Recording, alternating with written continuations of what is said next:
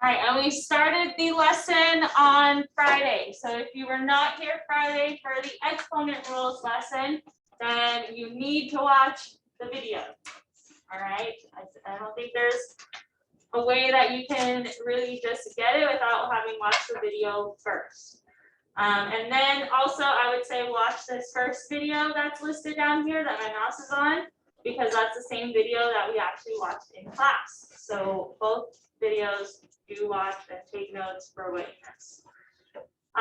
I'm sticking to the having two different practices. So you're gonna have a Google form practices on this lesson. It's already in Schoology if you want to take a look at it after today's lesson. And you'll also have like a paper practice. Tomorrow, it looks like you'll have enough time to work on both and still do the exit ticket. So since this whole unit really relies on your knowledge of exponent rules, I'm going to stick with the more practice the better. All right, so if you want to get a head start on the Google form practice later, then go ahead. All right, so the plan is to do the exit ticket tomorrow unless something crazy happens. So any questions so far? All right, and then I have, I don't even think some of them are here, but some people missed the retake last week. So if I call your name, then you'll be pulled tomorrow to take the retake. So that's Giselle, Sophia, Freddie, and Josh. All right, tomorrow you'll be pulled to retake topic 5. All right, so I need you guys to go to the last page that we did together, and it's different for like every single class. So that's why I need you guys to tell me where we're at. I think we finished product rule completely, right? Did we start quotient rule at all? Okay, so then let's start here with quotient rules. All right, you can copy the rule from your quick reference page. So that's a page I had them fill out when they watch the video. If you don't know what I'm talking about, you can look at Schoology on those notes and fill it out there. All right, but the quotient rule says that if I have x to the a over x to the b, then what do I do with the exponents?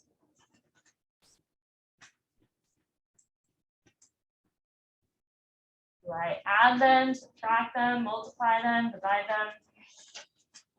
What do I do? You subtract them. So x to the a over x to the b equals x to the a minus b. All right, so if they have the same base number or base variable, like in the example, they're both x's, then I can use this rule on the exponents. So number 13, do they have the same base? Yes. What's the base number? 10. So because they have the same base, I can use this rule on the exponents. So it's always the top exponent minus the bottom exponent. So 13 minus 4. What's 13 minus 4? 9. All right, and for the purposes of just knowing the rules, you can leave that as your answer. All right, normally when it's numbers, we'll like take it a step further and put in our calculator. All right, 10 to the 9th. But for the purposes of just knowing the rule, we'll just leave it like that. All right, now with variables. So number 15, yes? Then you do not subtract the exponent. You just leave it. All right. So in number 15, like with the variables this time. So I have p to the 9th over p to the 3rd. According to the rule, I do what with the exponents? So it's p to the 9 minus 3. All right, normally I don't write like 9 minus 3. Normally I'll do that in my head, but I think that'll be helpful for your notes. See what's going on. So 9 minus 3 is 6. My final answer is p to the 6. Make sense? All right, so now other stuff involved in number 17. I have two different variables. You only match up the ones with the same base and use the rule on that. So like if I have r to the 8 over r, what does that equal? R to the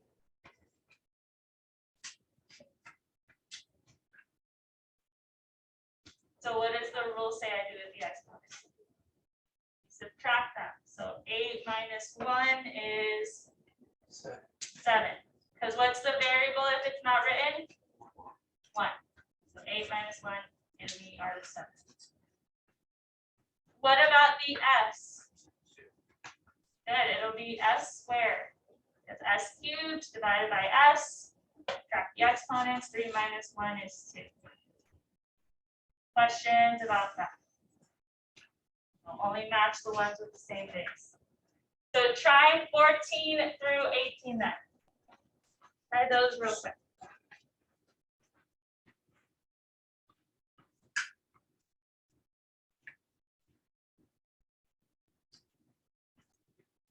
All right, so in number 14, are the base numbers the same? What's the base number? -2, good. So you just copy over the base number. Just like if it were a variable, you copy over the variable. With the exponents, you use the quotient rule that we wrote up here. So what do I do with the exponents? So it's 5 minus what? Good, so -2 to the 5 minus 1 gives me -2 to what power?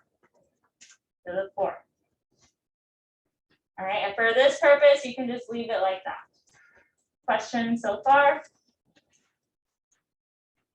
All right, what'd you get for 16? What was the answer? C to the first power. C to the first power, or just C is correct. What about in 18? X would be to what power? Fourth power. Good, and Y would be to what power? First power. Well, it's 5 minus 5, which is 0. And what did we learn in our video? Anything to the 0 power equals what? 1. So it's kind of like having x to the 4th times 1, which just equals what? X to the 4th. All right, because y to the 0 basically cancels out. It's like x to the 4th times 1. And that makes sense, right? Because we learned like for fractions, if you have the same exact thing on the top and on the bottom, what happens? They cancel out. So x to the 6 over x squared gives me just x to the 4th for that one. Does that make sense? Any questions? All right, now I wanted to show you some with coefficients. So we'll start with number 19. We'll just do these together. And for your test, like your topic test, and then just like your exit tickets and stuff, you need to be able to tell me what's a coefficient, what's a variable, what's an exponent, what's a term. You need to know like the difference between all of those. So coefficients are what?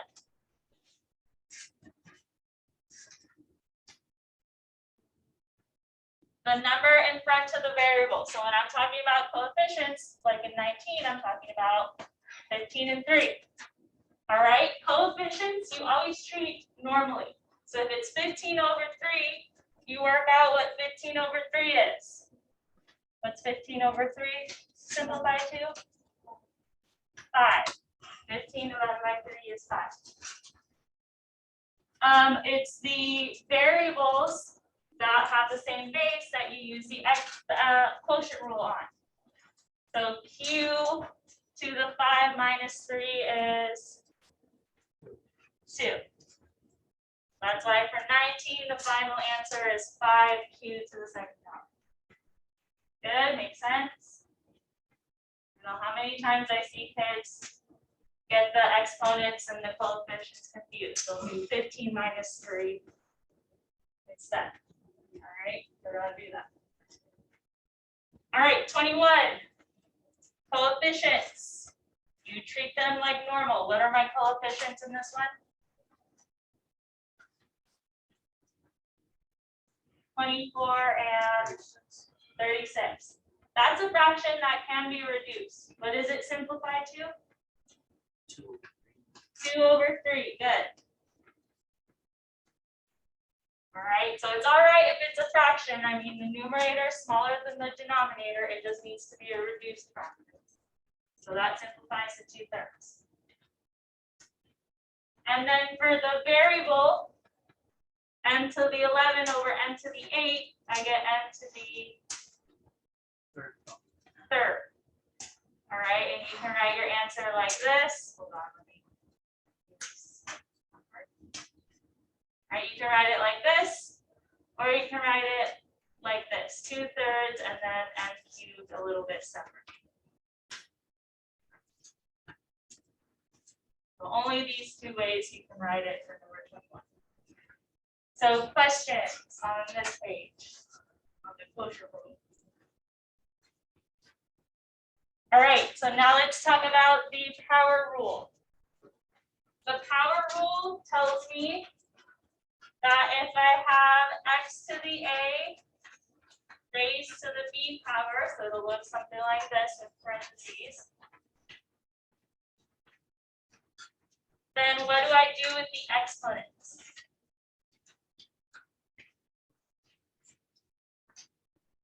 You remember from the video, or you can look at your quick reference page. What do I do with the exponents? You multiply them. All right, so x to the a raised to the b power gives me x to the a times b.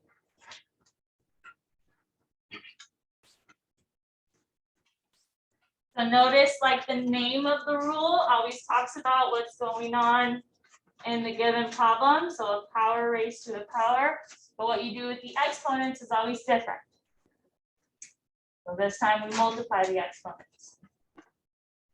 And one thing that you guys saw in the video, and that is just really important to make sure you do each time, is that if there are multiple things in the parentheses, you carry that exponent to each thing. So in like 27, you'll carry it to r and s, and then use the rule on the exponents. So I have r to the, what do I do with the exponents? Multiply them, so 3 times 2, and s to the 7 times 2.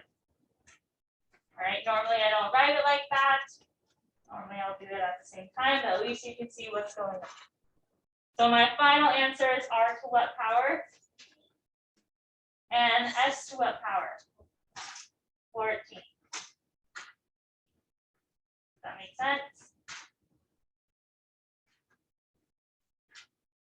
All right, 29. So again, you need to bring that exponent to both base numbers or base variables, whatever is in there. So don't forget to bring it to the coefficient as well. So I have -7 squared, which we can simplify. We'll do that in the next step. And w to the what? 4 times 2, which is 8. Now that -7 squared, we can actually write a number for that. What's -7 squared?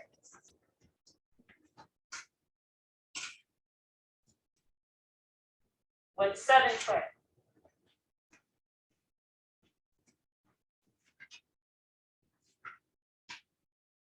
Do we know what exponents do to numbers?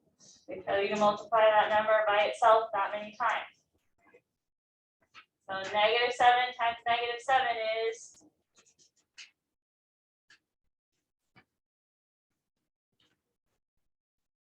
it's a positive 49. All right, because negative times a negative gives me a positive. Now I know if you put it in some calculators, it'll probably tell you -49, but that's not true, right? Because negative times a negative gives me a positive. So sometimes in your calculator, you have to make sure that all negative numbers are in parentheses, because then the calculator reads it wrong. All right, it reads it as 7 squared times -1. So that would be incorrect. If you put parentheses around it like that, you'll avoid that problem. So questions? All right, then try these 3.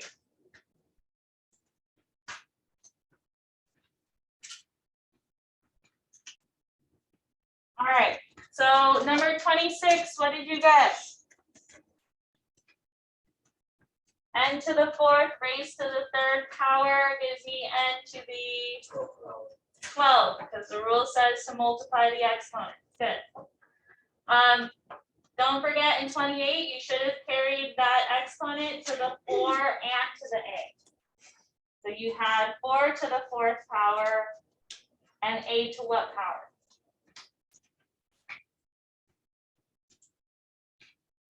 What's the current exponent on the a? And then 1 times 4 is 4. All right. When it's like this, more than likely your answer options have it worked out where 4 to the 4th power is like already done. So what is 4 to the 4th power? It is not. It's like having 4 times 4 times 4 times 4. So in that situation, I would use my calculator. And it tells me that 4 to the 4th power is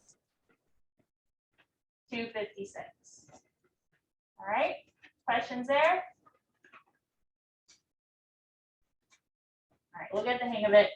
What about number 30? So don't forget, you should have done that exponent of 3 to all the bases in there. So -2 to x and to y. What was -2 cubed?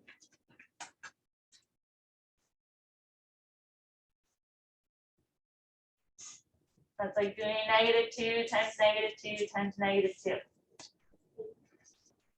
Positive or negative? Negative. All right, because what's -2 times -2? Positive 4, and then 4 times -2 is -8. All right, we'll get the hang of it. A good rule of thumb is if it's an odd number exponent and you have a negative number, then it'll stay negative. So that means you have a negative number of negatives, or sorry, an odd number of negatives. So -8. And then x will be to what power? 7 times 3, which is 21. And y will be to what power? 5 times 3, which is 15. Questions, comments? All right. There's 2, I guess you could say, like harder ones that I wanted to go over with you on this side. So look at 32 first. All right. Fractions always trip up students. So I would bring the exponent of 2 to the 1/4, to the a, and to the b. All right. Anytime you're doing a fraction raised to an exponent, I kind of also talked about this in the video. You need to bring that exponent to the numerator and the denominator. So I basically have 1 squared over 4 squared. What's 1 squared? 1 times 1 is 1, and then 4 squared is, guys, do we understand what exponents do? All right, it tells you to multiply that number by itself that many times. Good. 4 times 4 is 16. All right, and that's going to be the coefficient that's in my answer, 1/16. That's what 1/4 squared is. Does that make sense? All right, for the variables, use the power rule, multiply the exponents. A will be to what power? 16, and B will be to what power? 8.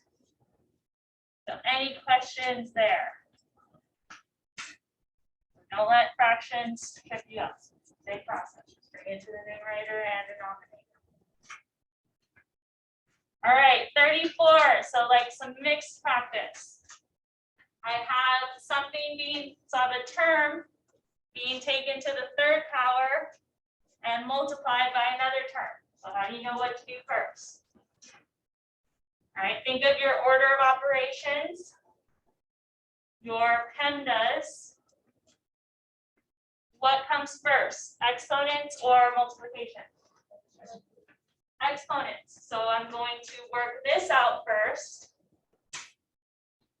and then I'll multiply it after to the other term. So we're using a couple different rules here. But first, what's 2 cubed?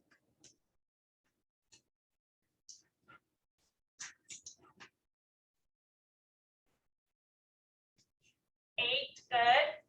X will be to what power?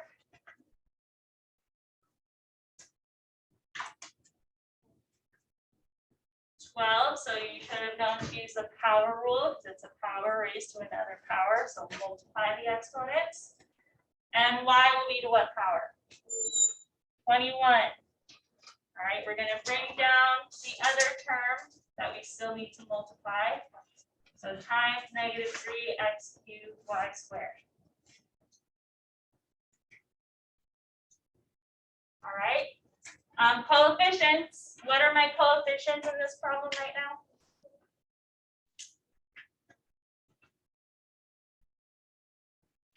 So 8 and -3 are my coefficients. Those you treat like normal. If it says to multiply them, then you multiply them. So what's 8 times -3? -24. Now, since we're multiplying two terms together, what rule do we use on the exponent? So you're correct, kind of. We use the product rule, which says to add the exponents together. All right, so I have x to the 12 and x to the 3, so it's x to the 12 plus 3. If you're confused what I'm talking about, it's that very first rule we went over, if you want to look at it. And then we have y to the, good, 21 plus 2. And normally I don't write this, but I'm just showing you what's going on. All right, so then our final answer is -24, x to the 15th power, and y to the 25th. Don't worry, we'll get more practice in there. I'll show you how the rules are used. Question? Sure? All right. We're gonna go on to the last page, and we'll probably have to finish it tomorrow too, but like don't pack up until 8:29, okay? So negative exponents. This one is always hard for students to understand. I think like the way I explain it makes it easy, but we'll see. So first, write down the rule. If I have x to the -a power, that is equal to 1/x to the a. Fit something else in here too. All right.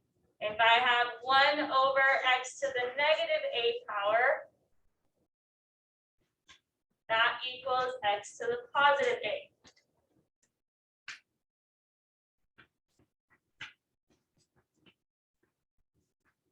And then I will explain.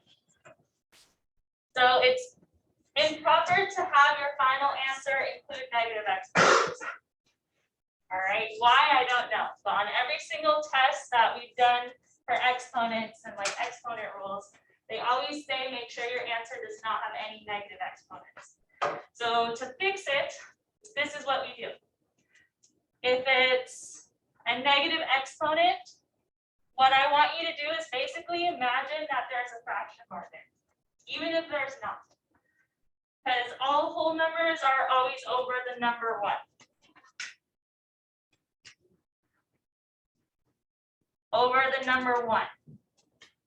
So if I have a negative exponent here, I'm going to take the base that has the negative exponent, so the x to the negative a, and I'm basically going to drag it across the fraction bar